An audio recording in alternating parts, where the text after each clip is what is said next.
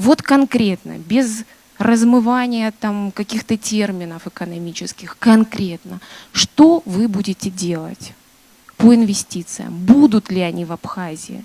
В каком виде они будут? Будут ли они работать? Я понимаю, что это очень нелегко. В Абхазии есть еще одна проблема – это клановость. На протяжении речи вашей красной нитью идет ответственность. Вот насколько эта ответственность действительно будет?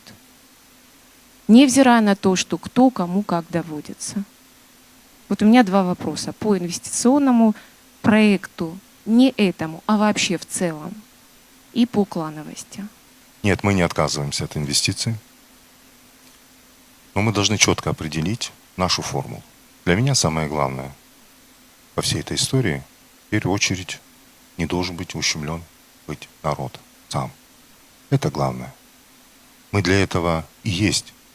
Для этого есть президент, для этого есть чиновники. Это первая и главная задача. То есть все делать для того, чтобы было хорошо народу.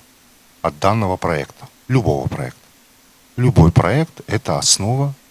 Надо думать именно о народе, о государстве. Не о своих личных интересах. Вот когда мы начинаем думать о своих личных интересах, и когда мы перестаем говорить правду, общаться с людьми, вот тогда начинаются все вот эти проблемы.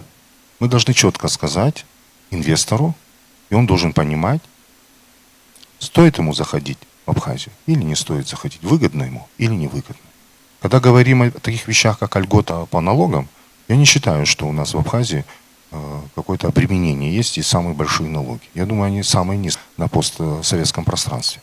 И когда говорят, что мы не можем заплатить НДС 10%, ну, в России, я как понимаю, он более 18%.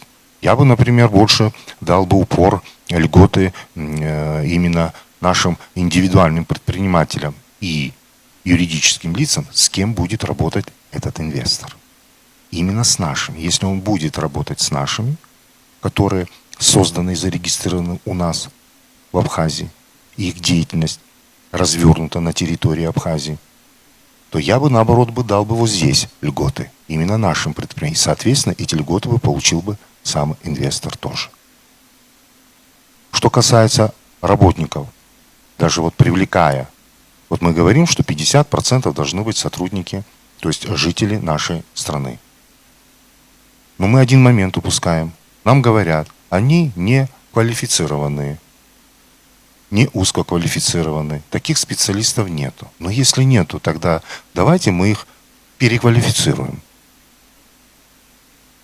Такой же вопрос не стоит? Не стоит.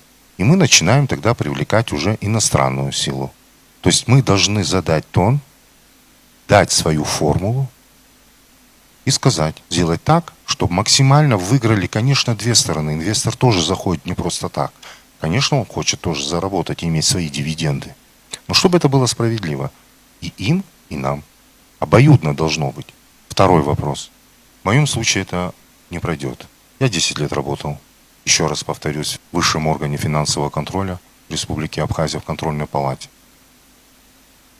Немало материалов мы за это время создали. Уверяю вас, кто бы ни был на моем пути, и все то, что мешает нашему народу, и все то, что мешает нашему развитию, каждый должен отвечать. Мы все должны это понимать. Я уже всем говорю это. Мы все должны строить нашу страну.